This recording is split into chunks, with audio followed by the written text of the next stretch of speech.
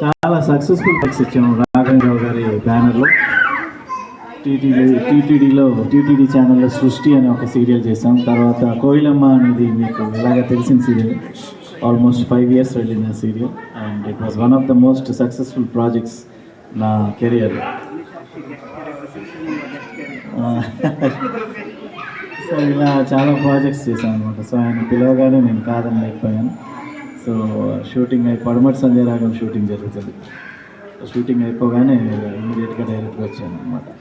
Anyway very happy, nice to see you all. Thank you so much.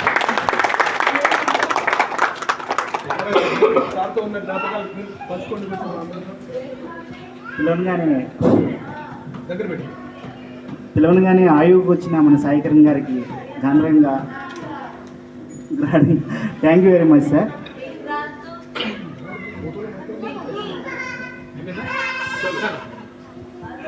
Okay అండి, thank you very much అండి.